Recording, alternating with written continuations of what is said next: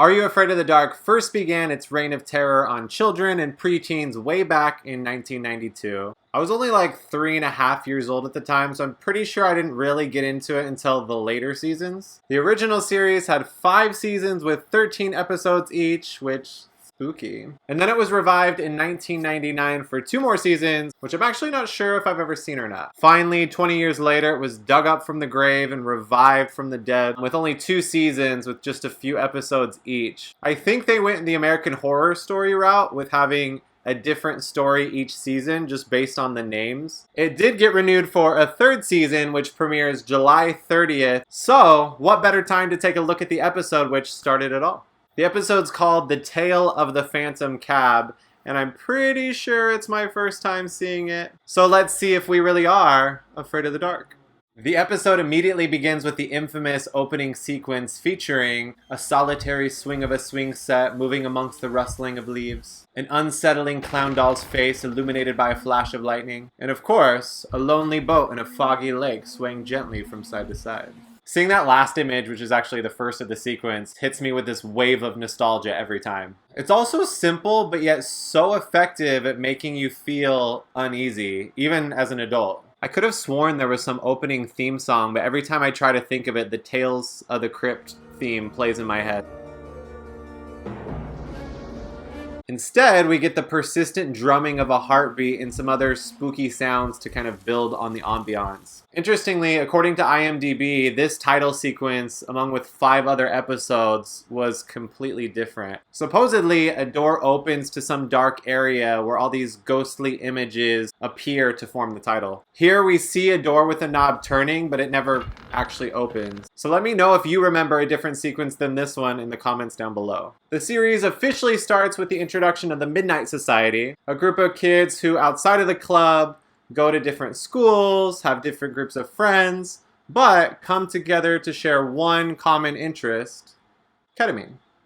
Oh, nope, it's the dark. It says here, the dark.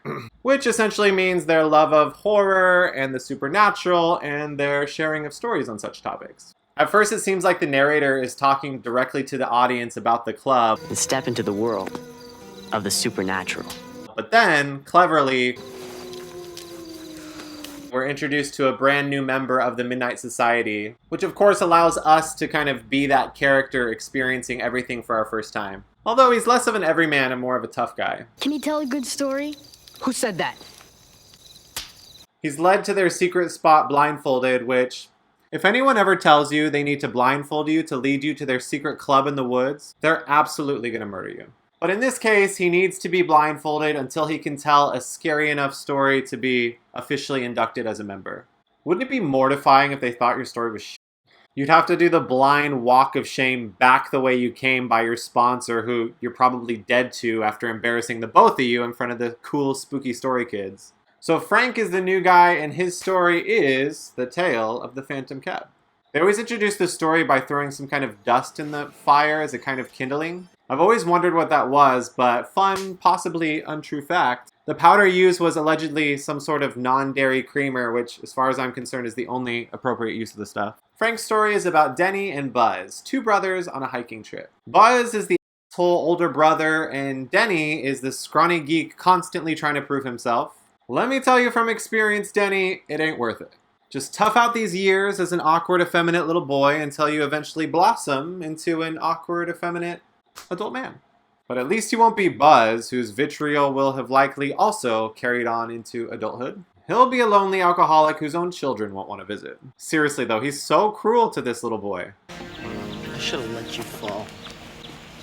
Apparently they're lost because the metal of his belt has been completely throwing off the compass. After finding out I was wrong about bending a kick in the last episode, I'm not even going to pretend to know if this is possible, but if you do, please let me know. So Denny goes running off trying to find a trail, and they spot a man with a flashlight approaching. Denny theorizes that Maybe it's a maniac killer in a hockey mask who's gonna slash us.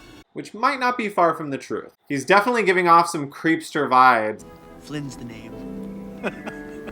At the very least, he's cruising the forest for some. I know these woods too well. Oh, I'm sure you do. So against their better judgment, they decide to follow the strange man deeper into the woods. He leads them to his friend, the good doctor's cottage, and tells them that the doctor will help for a price and that... Sometimes the price he charges is a little, steep. Run. Run away right now. Don't trust this creepy man walking alone in the woods, and especially don't trust a mystery man living alone in Bilbo Baggins' house who will only help for a steep price. I've heard way too many true crime stories to know exactly how this will turn out. Anyway, the man mysteriously vanishes and the bushes start cracking up and convulsing. What's that? And that is why you don't eat any old mushrooms you see on the ground during your hike. They're just lucky they're the fun ones and not the deadly ones, but only time will tell for sure. They run to the door and are greeted by an unkempt old man who says, I don't suppose either of you are any good at riddles. apparently I was completely wrong and these boys just stumbled upon game night. Okay, but let me go first. What moves backwards as time marches forward, takes 2 steps right for every 1 step left, and proclaims freedom while it enslaves?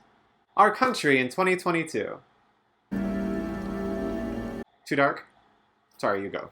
He leads them inside his meth lab and offers them some tea, code for Tina. Who wants tea? I do! You tell me these aren't the incoherent ramblings indicative of drug-induced psychosis. Flynn said you could help us find a way to get back to it. Natural science. Huh? Anyway, he starts showing off his wares to the boys. The brain of a wild boar. Ew. Cool. Me discovering analingus for the first time.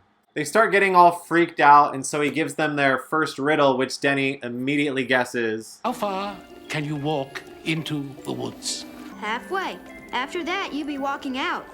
Good! I mean, maybe this is a little bit nitpicky, but shouldn't the question be what is the farthest you can walk into the woods? But luckily, this boy's a genius, or he read it on a popsicle stick recently or something. Then, the first, in my opinion, truly creepy part of the episode happens when he threatens to cut the phone lines if they don't attempt the riddle. We play by my rules, or we don't play. So if they get it right, they can phone home, and if they get it wrong, they gotta get the fuck out. Thank goodness we have Denny, though, since... I'm good at riddles. Yeah, I'm convinced. Denny takes way too much screen time in this 23-minute episode deciding on a riddle, but finally a good one hits him. This is a riddle that has perplexed many and confounded even more. And now, young lads, it's your turn to solve it. Okay, wait. The riddle hasn't even started yet, and yet you both look stumped. Anyway, here it is. What is it that has no weight, can be seen by the naked eye, and if you put it in a barrel, it would make the barrel lighter? Light? Like actual rays of light? But they don't have an answer or even a guess, and we're not given it yet. Apparently, the titular phantom cab will pick them up, or for a phone call home. You can leave me a specimen. A specimen? Wait, is this a fertility clinic? Something I can use in my experiments. Stem cell research? Something valuable. Something fresh. Okay, where's the bathroom? This!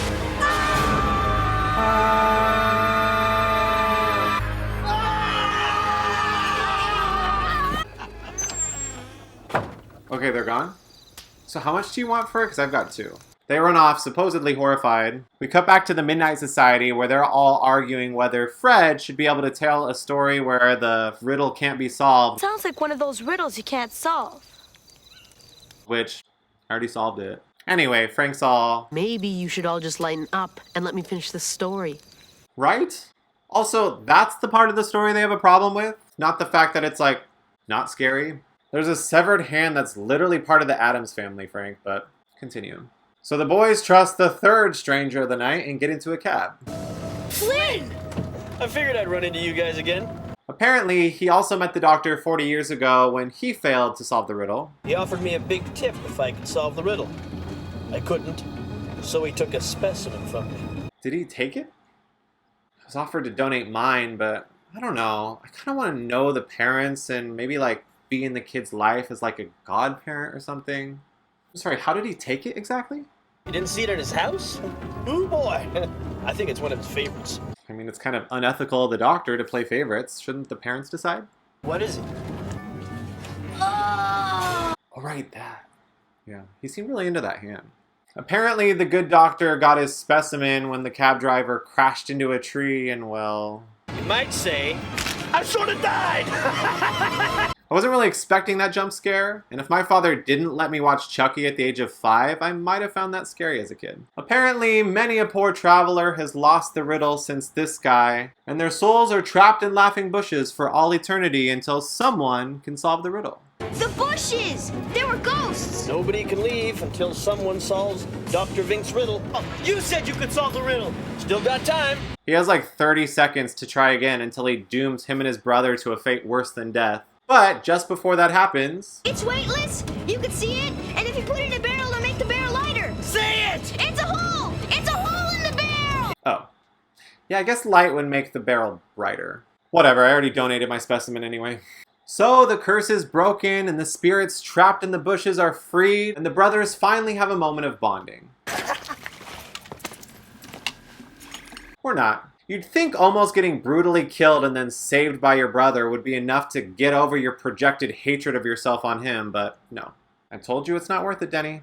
Anyway, our fourth and final creepy stranger in a ranger's uniform comes up, and they both immediately jump in his vehicle, no questions asked.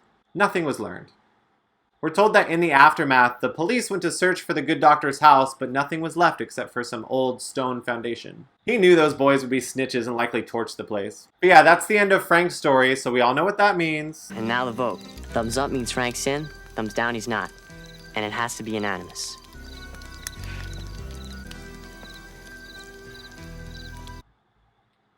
Of course, the other members disagree with me, and Frank gets voted in, and the episode ends.